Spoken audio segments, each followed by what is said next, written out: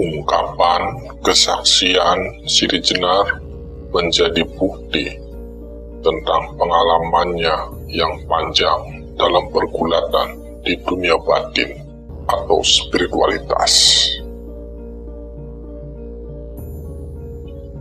Ungkapan Sasahidan Siti Jenar dipandang sebagai fondasi dalam menjabarkan tentang keimanan yang sejati. Untuk memasuki kesadaran berketuhanan, dipandang perlu untuk melatih, membiasakan, dan mendidik kesadaran jasad pada pemahaman hakikat yang sesungguhnya. Metode ini memang berbeda dengan metode pembelajaran para wali yang lain. Namun setidaknya, kejujuran, keterbukaan, dan keberanian Siti Jenar dalam pengajarannya memperjelas idealisme Siti Jenar. Memandang kesetaraan manusia, memandang keadilan ajaran, memandang kebebasan dalam laku dan jalan menuju pengenalan zat Tuhan. Semua manusia punya hak dan derajat yang sama untuk bisa mengenal dan memahami tentang Tuhan.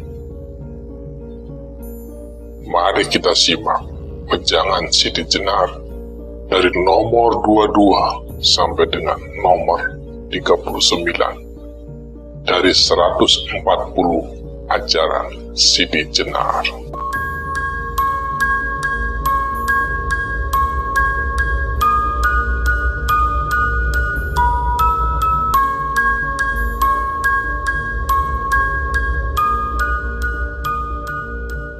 Nomor 22. Aku angkat saksi di hadapan zatku sendiri. Sesungguhnya tidak ada Tuhan selain aku. Dan aku angkat saksi, sesungguhnya Muhammad itu utusanku. Sesungguhnya yang disebut Allah adalah ingsun atau aku, diri sendiri. Rasul itu Rasulku, Muhammad itu cahayaku.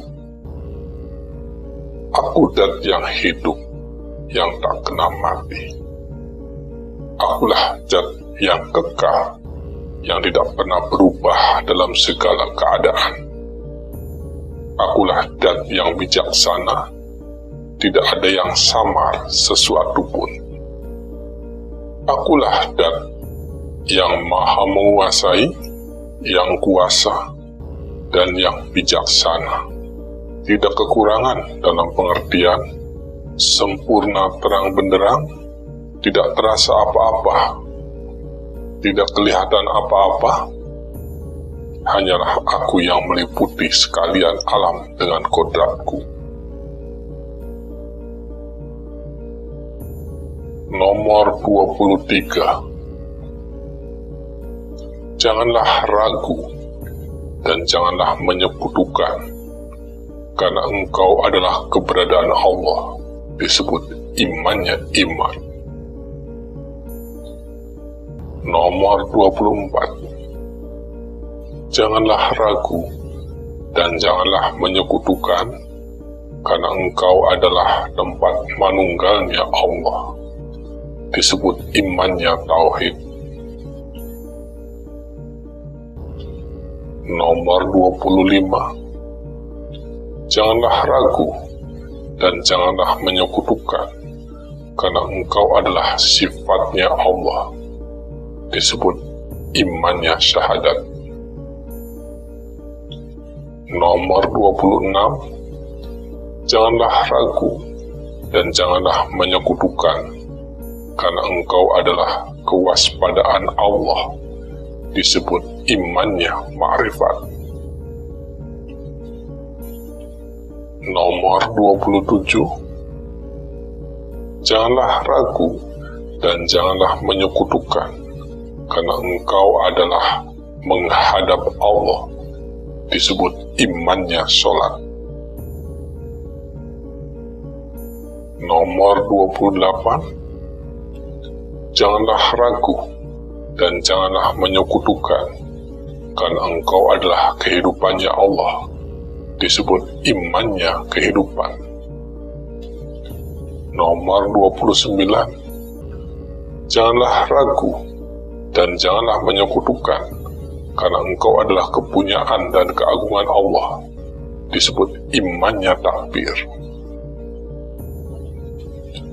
Nomor 30, janganlah ragu dan janganlah menyekutukan, sebab engkau adalah pertemuan Allah, disebut imannya sadrah. Nomor 31, janganlah ragu dan janganlah menyekutukan, karena engkau adalah kesucian Allah, disebut imannya kematian. Nomor 32, janganlah ragu dan janganlah menyekutukan, sebab engkau adalah wadahnya Allah, disebut imannya junud. Nomor 33, janganlah ragu dan janganlah menyekutukan, karena engkau adalah bertambahnya nikmat dan anugerah Allah, disebut imannya jinabat.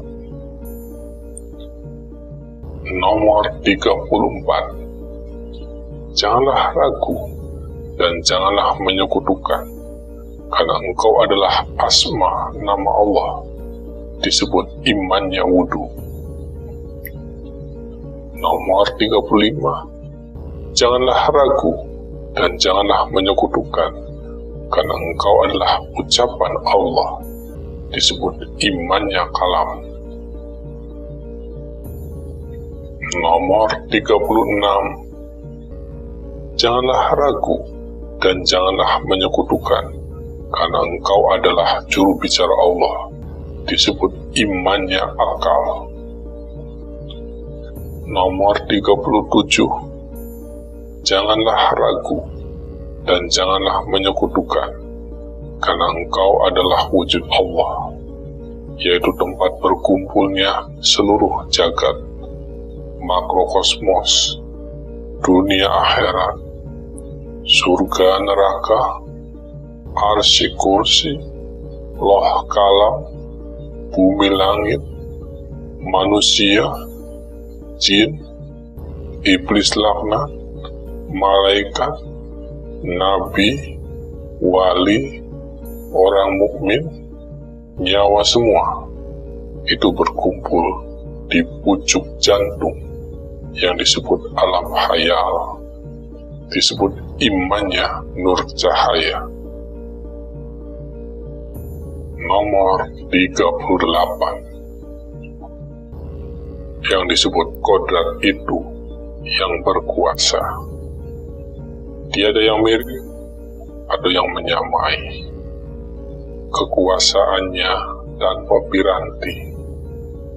Keadaan wujudnya tidak ada, baik luar maupun dalam, merupakan kesatuan yang beraneka ragam.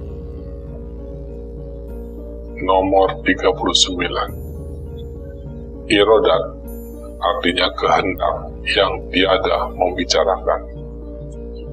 Ilmu untuk mengetahui keadaan yang lepas jah dari panca indera bagaikan anak kumpitan lepas tertiup.